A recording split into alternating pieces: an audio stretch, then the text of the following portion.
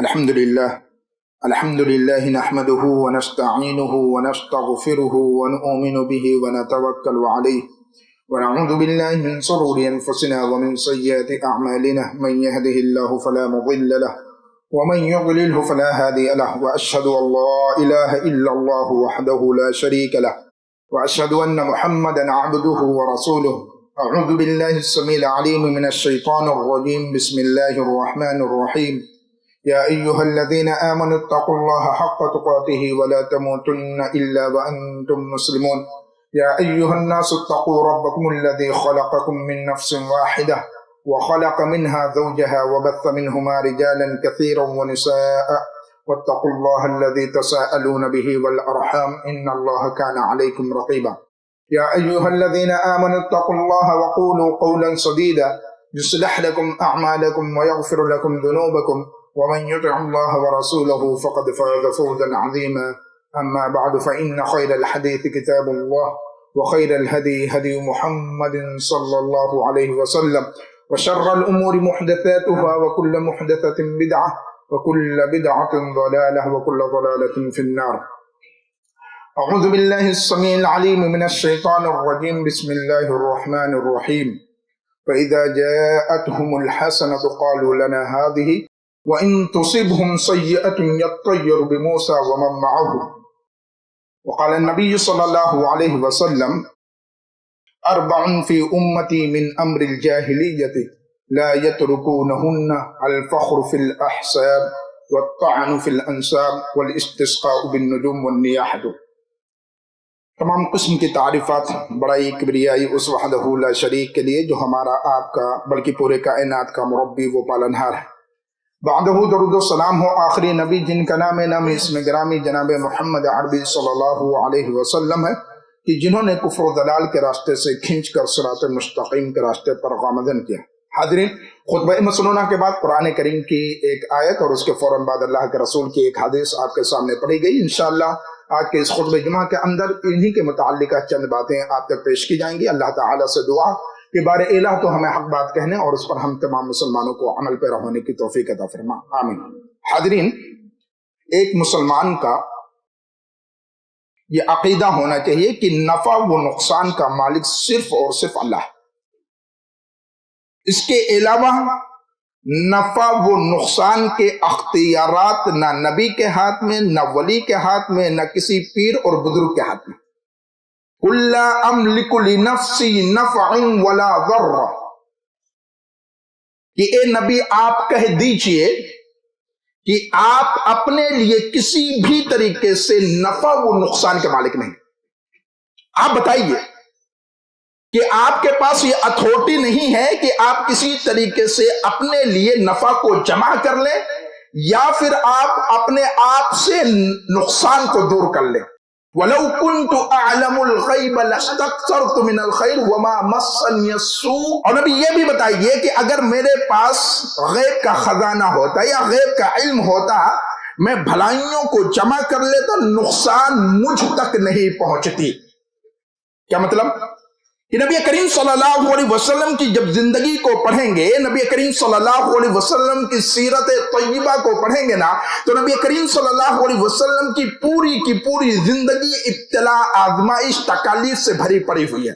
نبی کریم صلی اللہ علیہ وسلم کے پاس اگر علم غیب ہوتا اور نبی کریم صلی اللہ علیہ وسلم یہ جانتے کہ جنگ میں آپ کے دندان مبارک شہید کر دیے جائیں گے یا کہ جنگ احد کے اندر بہت سارے صحابہ کرام کو شہید کر دیا جائے گا، یا وہ کہ ایک قافلہ نبی کریم صلی اللہ علیہ وسلم کے پاس آتا ہے اور کہتا ہے کہ اللہ کے رسول صلی اللہ علیہ وسلم ہمارے علاقے میں لوگ کثرت کے ساتھ اسلام کی طرف آ رہے ہیں، لہذا چند حفاظ کرام کو آپ ہمارے حوالے کر دیں تاکہ وہ وہاں پہنچ کر کے دین کی اچھی تعلیم دے سکیں، دین کی اچھی تعلیم سے لوگوں کو آراستہ پہ راستہ کر سکیں. اللہ کے رسول صلی اللہ علیہ وسلم نے چند صحابہ کرام کو جو نمایاں کردار تھے علم کے اعتبار سے، قرآن کریم کے تفقہ کے اعتبار سے، اللہ کے رسول صلی اللہ علیہ وسلم نے ان کے حوالے کر دیا اور راستے میں لے جا کر کے ان کو شہید کر دیا گیا. سوال یہ پیدا ہوتا ہے کہ جو لوگ مسلمانوں میں یہ عقیدہ رکھتے ہیں کہ نبی کریم صلی اللہ علیہ وسلم کو علم غیب تھا، تو اللہ کے رسول صلی اللہ علیہ وسلم کیا جانتے بوجھتے سمجھتے ہوئے اپنے صحابہ کرام کو دشمنوں کے حوالے کر دیا اور لے جا کر کے ان کو شہید کروا دیا؟ ایسا نہیں۔ نبی کریم صلی اللہ علیہ وسلم کے پاس علم غیب نہ تھا، کیونکہ یہ خاصہ صرف اور صرف اللہ تعالیٰ کی ہے، یہ کمالات صرف اللہ تعالیٰ کے ہیں۔ پھر آگے کہا گیا کہ میں تو محض ڈرانے والا ہوں، بشارت دینے والا ہوں ان لوگوں کے لیے جو لوگ اللہ کے ذات پر ایمان لے کر کے آئے۔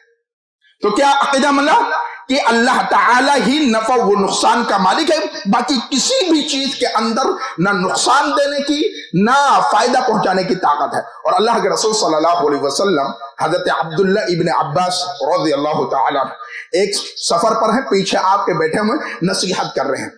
کیا کر رہے ہیں؟ وَعَلَمْ أَنَّ الْأُمَّةَ لَوْ اجْتَمَعَتْ عَلَىٰ أَن يَنْفَعُوكَ بِشَيْءٍ لَمْ يَنْفَعُوكَ إِلَّا بِشَيْءٍ قَدْ كَتَبَهُ اللَّهُ لَكَ۔ میرے بچے یہ بات اپنے ذہن کے اندر ڈال لیجئے کہ پوری کی پوری امت جمع ہو جائے۔ کیا ہو جائے؟ جمع ہو جائے، اکٹھی ہو جائے اور آپ کو فائدہ پہنچانا چاہے تو فائدہ نہیں پہنچا سکتی مگر اتنا کہ جتنا اللہ نے آپ کے حق میں لکھ دیا، جتنا اللہ تعالیٰ نے آپ کے حق میں مقدر کر دیا اتنا ہی وہ فائدہ پہنچا سکتے، اس سے زیادہ نہیں پہنچا سکتے۔ وَلَوْ اجْتَمَعُوا عَلَىٰ أَن يَضُرُّوكَ بِشَيْءٍ لَمْ يَضُرُّوكَ إِلَّا بِشَيْءٍ قَدْ كَتَبَهُ اللَّهُ عَلَيْكَ، اور یہی پورے لوگ جمع ہو جائیں اور آپ کو نقصان پہنچانا چاہے، آپ کو تکلیف میں ڈالنا چاہے، تو یہ لوگ آپ کو تکلیف نہیں پہنچا سکتے مگر اتنا کہ جتنا اللہ نے آپ کے حق میں لکھ دیا۔ تو عقیدہ کیا معلوم ہوا کہ اللہ تعالیٰ ہی نفع و نقصان کا مالک ہے۔ یہ اختیارات، یہ کمالات، یہ خصوصیات صرف اور صرف اللہ تعالیٰ کے ہیں، اس کے علاوہ کسی اور کے ہاتھ میں نہیں ہے۔ اب آتے ہیں اس مہینے کے حوالے سے۔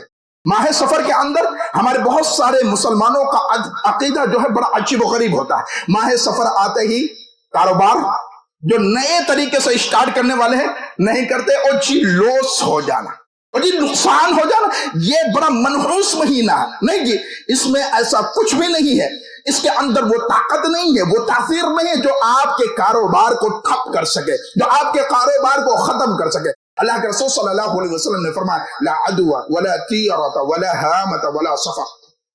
کیا فرمایا؟ کوئی بیماری متعدی نہیں، متعدی بولے تو ایک جگہ سے دوسری جگہ کو ٹرانسفر ہونے والی نہیں ہے، اور لا عدوى ولا طیرۃ، اور کوئی بدشگونی وغیرہ نہیں ہے، ولا ہامتا، اور کسی پرندے کے اندر، کسی چرند کے اندر کوئی نحوست نہیں ہے، ولا سفر، اور کسی مہینے کے اندر وہ طاقت نہیں ہے کہ جو آپ کے چیز کو کیا کر دے، نقصان پہنچا دے۔ آج ہمارے مسلمانوں کا عقیدہ کیا ہے جی؟ کیسے ہے؟ ابھی جاب کے لیے آفس کی طرف نکلے، اپنے سواری پر سوار ہے، کالی بلی راستہ کاٹ جائے، عجیب بڑا انہونی ہونے والا ہے۔ کیا ہونے والا؟ انہونی ہونے والا۔ وہ جب تک کوئی دوسرا آدمی اس راستے سے نکل نہیں جاتا، جب تک وہ اپنی گاڑی کو کیا کرتا؟ کھڑی کر کے رکھتا، کھڑی کر کے رکھتا۔ جب کوئی دوسرا نکلتا پھر وہ اپنی گاڑی کو لے کر کے نکلتا۔ اس بیچاری بلی جو راستے سے گزر گئی ہے، وہ اپنا روزی روٹی تلاش کرنے کے لیے کہیں بھاگ رہی ہے، اس کو نحوست سمجھ رہا، اس کو یہ سمجھ رہا ہے کہ اس بلی کے راستہ کاٹ جانے کی وجہ سے ہمیں نقصان پہنچ سکتا ہے، ہمیں تکلیف پہنچ سکتی ہے۔ الو، اس کو بھی نحوست سمجھتے ہیں۔ الو اگر صبح سویرے یا رات کے کسی حصے میں گھر کے اندر آ گیا، یا گھر کے اندر آ کر کے کوئی آواز نکال دیا، تو بڑی عجیب و غریب فیلنگ ہوتی ہے ہمارے مسلمانوں کی کہ بھائی اب خیر نہیں، اس گھر کے اندر کچھ نہ کچھ جھاڑ پھونک کے شکل اختیار کری جائے۔ اسی طریقے سے ہمارا ایک مسلمانوں کا طبقہ، اللہ کی پناہ، یہ ساری چیزیں تو میں نے نگاہوں سے دیکھی ہوئی ہیں، کہ اگر صبح سویرے وہ اٹھتا ہے اور چپل سیدھی سے الٹی ہو گئی ہے تو اٹھاتا نہیں، ڈر کی وجہ سے، قسمت پلٹ جائے گی۔ یہ کس کا عقیدہ؟ ہمارے مسلمانوں کا عقیدہ۔ جبکہ میں نے قرآن کریم سے کیا ثابت کیا؟ نفع و نقصان کے اختیارات، اس کے کمالات صرف اللہ کے ہاتھ میں، کسی اور کے ہاتھ میں نہیں، کسی اور چیز میں نہیں ہے۔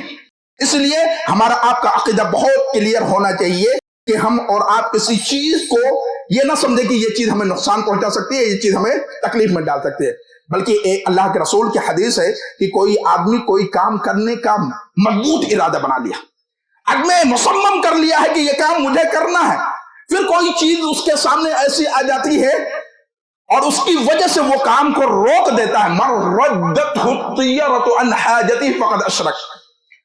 کوئی چیز کی وجہ سے اپنے آپ کو روک لیتا ہے تو اس نے گویا کہ شرک کیا. کیا کیا؟ شرک کیا. اس لیے بچوں کو تعلیم دے، بچوں کو بتلائیں یہ اللہ تعالیٰ کی ذات پر یقین رکھنا، اللہ تعالیٰ کے کمالات کو سمجھنا اور اللہ تعالیٰ کے مقام کو سمجھنا. وما قدر اللہ حق قدرہ. اصل بات یہ ہے نا کہ ہم نے اللہ کے مقام کو نہیں پہچانا. اللہ کی قسم اللہ کا مقام اتنا اونچا ہے کہ کالا پہاڑ، کالی چونٹی، کالی رات اس کے اوپر چلتی نہ تو اللہ اس کی آہٹوں کو سنتا، اس کو روزی دیتا. یہ کون ہے؟ یہ ہمارا آپ کا رب ہے. یہ کمالات کس کے ہیں؟ یہ اللہ تعالیٰ کے کمالات. یہ بچوں کو بتلائے جائے. اللہ وہ ہے وَنَحْنُ أَقْرَبُ إِلَيْهِ مِنْ حَبْلِ الْوَرِيدِ. آج ہمارے مسلمانوں کا اکثر طبقہ کیا بولتا ہے کہ اللہ تک پہنچانے کے لیے کوئی نہ کوئی بیچ میں وسیلہ ہونا. نہیں جی، ایسا کچھ نہیں ہے. اللہ تعالیٰ گنہگاروں کی سنتا. اگر گنہگاروں کی نہیں سنتا تو اللہ تعالیٰ دعا کیوں نازل کرتا؟ نبی کریم صلی اللہ علیہ وسلم کے ذریعے سے ان دعاؤں کو ہمارے آپ تک کیوں پہنچاتا؟ تو اللہ تعالیٰ وہ ہے نا جو آپ کے ہمارے شہر سے بھی زیادہ قریب ہے. اس کے لیے کوئی واسطے میں یا بیچ میں کوئی بلٹی شکل میں کوئی اور کو لا کر کے شامل کر لینا. اچھا کمال کی بات ہے نا، جس کو ہم پکار رہے ہیں وہ دنیا سے چلا گیا، مر گیا.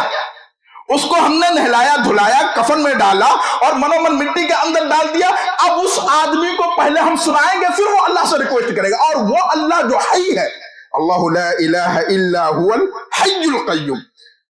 کوئی معبود نہیں سوائے اللہ کے جو حی ہے. حی بولے تو وہ ہمیشہ ہمیشہ زندہ ہے، اس کے اوپر موت کبھی نہیں آ سکتی. اس کو پہنچانے کے لیے ہم بیچ میں کسی ایسے آدمی کو ڈال لیں جو آدمی مر چکا ہے، اس کو ہم یہ سمجھ رہے ہیں ہماری بات اوپر پہنچ جائے گا. تو بات ضمنی طور پر آئی تو ہمارے آپ کے کیا معاملات ہونے چاہیے کہ ہم اور آپ اللہ تعالیٰ کے ذات پر ایمان رکھیں. یہ سمجھیں کہ نفع و نقصان کے اختیارات کمالات صرف اللہ تعالیٰ کے ہاتھ میں ہے. باقی کسی اور چیز میں بدشگونی لینا یہ جائز نہیں.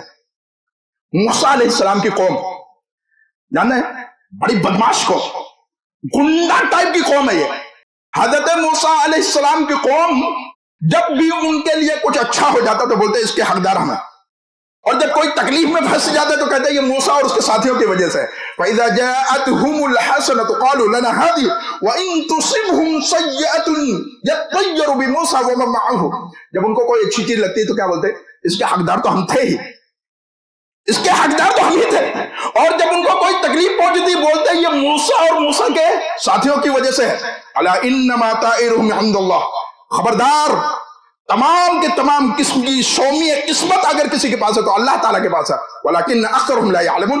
لیکن ان میں کے اکثر لوگ اس سے نابلد ہیں، اس کے بارے میں جانتے نہیں ہیں. تو پتہ کیا چلا کہ زندگی میں کوئی حادثہ رونما ہو جائے تو یہ نہیں ٹوکنا ٹاکنا نہیں فلانے صاحب کی وجہ سے ہوا، فلانے. ارے اللہ نے لکھا ہوا ہے ایمانیات کے چیپٹر میں ایک ایمان کا حصہ یہ بھی ہے تقدیر کے اچھے برے پر ایمان لانا. اس کے اوپر تقدیر کے اچھے برے ہونے پر ایمان لانا. اب کسی اور کو کوسنا نہیں بھائی تمہاری وجہ سے. ارے بھائی رب نے لکھا تھا بھائی، وہ آزمائش ہے اور آزمائشیں تو ایسے ہی آتی ہیں. کوئی آدمی بنا کر کے آزمائش اپنے لیے لاتا ہے نہیں، سڈنلی کوئی آزمائش آ گئی اور اس آزمائش کے اوپر کھڑے اترنا یہ ہمارے آپ کے ایمان کا ایک قسم کا ٹیسٹ ہے. لہذا یہ ہمارے آپ کے ذہن کے اندر بات ہونی چاہیے. اسی طریقے سے اللہ کے رسول صلی اللہ علیہ وسلم کی وہ حدیث اربع فی امتی من امر الجاہلیت لا یترکونہن الفخر فی الاحساب والطعن فی الانساب والاستسقاء بالنجوم. میری امت میں 4 چیزیں زمانے جاہلیت کی ہوں گی اور وہ زمانے جاہلیت کی ہوں گی لیکن میری امت اس کو چھوڑنے کے لیے تیار نہیں ہوگی. الفخر فی الاحساب، حسب کے اوپر فخر کرنا. I am Khan, I am Syed, اس کے اوپر فخر کرنا. والطعن فی الانساب، او تو چلہا آدمی ہے، تو گھٹیا آدمی، معاشرے کے اندر تو فقیر آدمی، اس کے اوپر اس کے حسب کے اوپر کیا کرنا؟ طعن کرنا. یہ بھی میری امت چھوڑ نہیں سکتی. اور آج یہی معاملہ، آج ہم شادی کرنے جاتے ہیں تو دیکھتے ہیں ہمارا کاسٹ ہے کہ نہیں ہے. بات صحیح ہے کہ نہیں ہے؟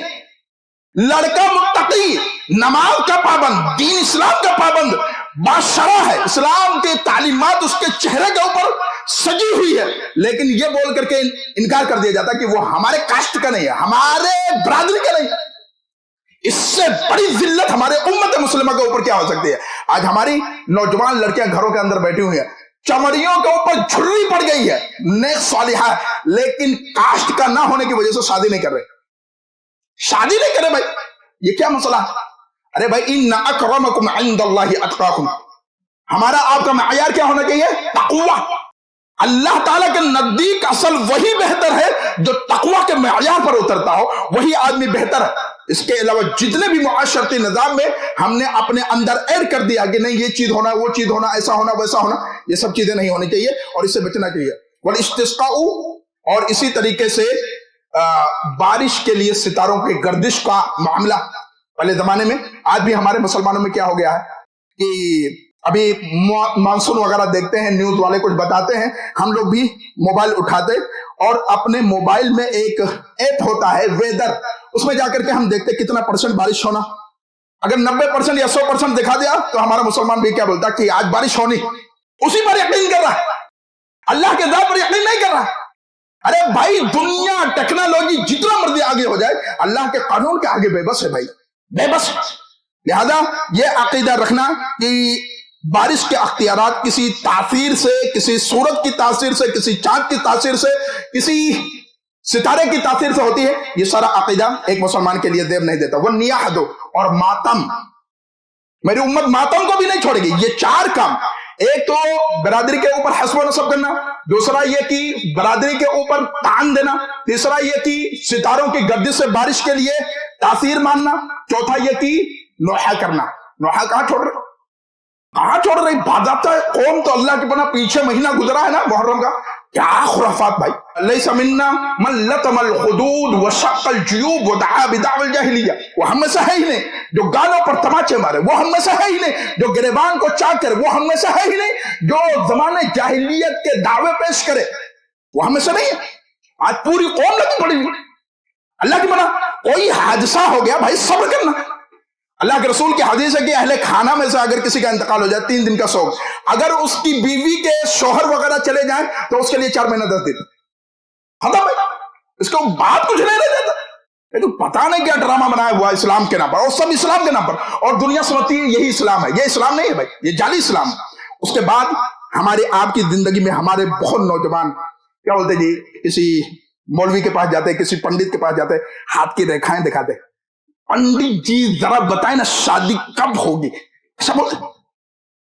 کتنے مسلمان اللہ کی قسم، وہ جو روڈ کے کنارے بیٹھا ہوتا پاکھنڈی، اس کے پاس جا کر کے توفہ ایسا عقیدے کے اوپر، من اتا عرافا فاسألہ عن شیء لم تقبل صلاة 40 لیلہ، کوئی آدمی کسی عراف کے پاس گیا، کسی کاہن کے پاس گیا اور اپنی ہاتھ سے ریکھا دکھایا، اس سے کچھ سوال کیا تو اس کی 40 راتوں کی نمازیں قبول نہیں ہوتی۔ کتنی؟ 40 راتوں۔ اچھا یہ صرف گیا پوچھا، اس کا اوپر یقین نہیں کیا، اور اگر یقین کر لے من اتا عرافا او کاہنا فصدقہ بما یقول فقد کفر بما انزل علی محمد صلی اللہ علیہ وسلم۔ کوئی آدمی کسی عراف یا کاہن کے پاس گیا اور اس کی کہی ہوئی ساری کی ساری باتوں پر یقین کر لیا تو گویا کہ اللہ کے رسول پر نازل کردہ شریعت کا اس نے انکار کر دیا۔ اللہ کیا ہے؟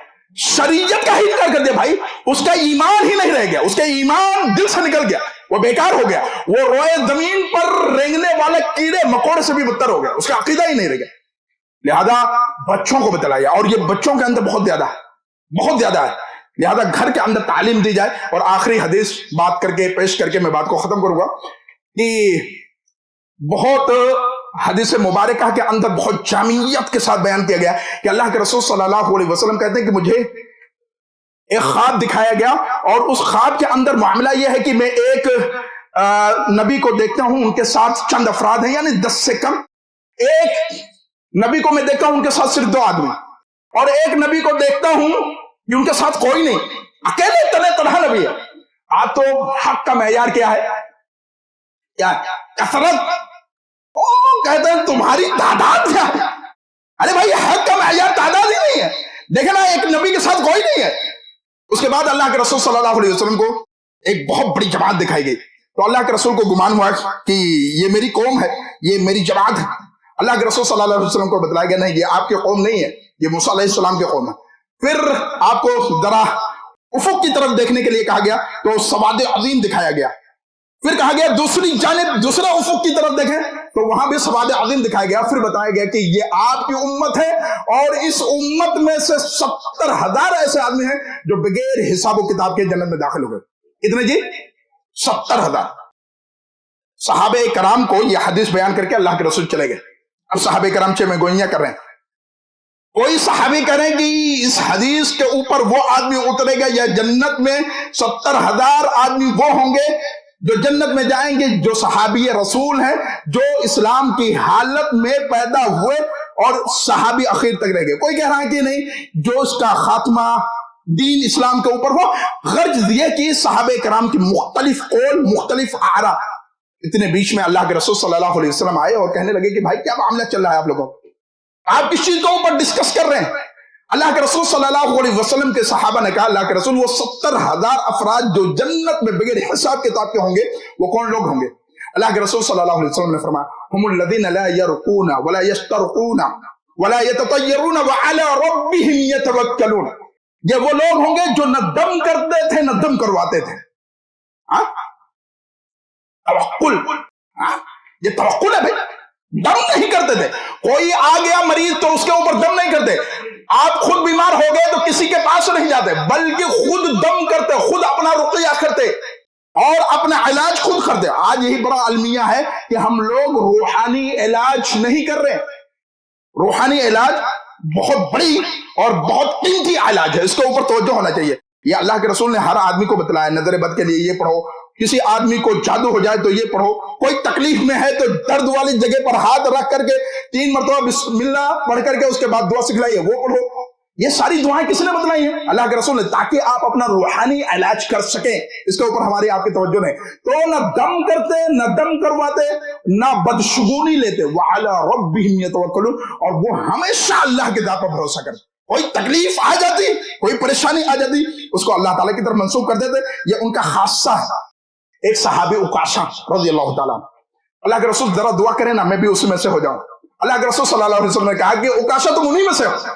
پھر ایک صحابی, دیکھیں جنت کی طرف دیکھیں, صحابہ یہ حدیثیں پڑھنے کے بعد تو دل باغ باغ ہو جاتا کہ صحابہ کرام کس قدر جنت کے حریص تھے اور جنت کو پانے کے لیے ان کے اندر کتنی طلب تھی. وہ صحابی رسول پھر کھڑے ہوئے اور کہنے لگے اللہ کے رسول ذرا آپ بھی دعا کریں نا ہمارے لیے کہ میں بھی جنت میں چلے. سبق کبھی ہے عکاشہ, آپ پاسبل نہیں. ایک سیٹ تھی میں نے ریزرو کر دی ہے, وہ عکاشہ کے لیے ریزرو کر دی ہے. اب آپ کو جنت پانی ہے. 70,000 وہ افراد جو بغیر حساب و کتاب کے جنت میں جائیں گے. تو آپ ان تمام تعلیمات کے اوپر عمل کریں, انشاءاللہ آپ کو جنت مل جائے گی. اللہ تعالیٰ سے دعا کہ بارے الہ کی باتوں پر عمل کر رہنے کی توفیق عطا فرما. اے بارے الہ ہم تمام مسلمانوں کو کتاب اللہ اور سنت رسول کا شہدائی بنائے. اے بارے الہ ہم سے جو بیمار ہونے شفاء کاملہ عاجلہ عطا فرمائے. اے بارے الہ جہاں بھی مسلمان پریشان حال ہے اللہ ان کو پریشانیوں سے نکال کر آسانی کی طرف پھیر دے مولا. اے بارے الہ ہم سے جو بے اولاد ہیں اللہ تعالیٰ تو ان کو نیک صالح اولاد عطا فرما. اے بارے الہ جب تک ہم زندہ رہیں اسلام پر زندہ رہیں, خاتمہ ہو تو ایمان پر ہو. آمین وآخر دعوانا الحمدللہ رب العالمین. ایسے ہی فائدہ مند اسلامک ویڈیوز دیکھنے اور منہج سلف پر کتاب و سنت کی تعلیمات کو عام کرنے میں ہمارا تعاون کریں تاکہ آپ کے لیے ذریعہ نجات, جنت کے حصول کا سبب, ساتھ ہی مال میں برکت و اضافے کا ذریعہ بھی بنے. آمین. جزاک اللہ خیرن.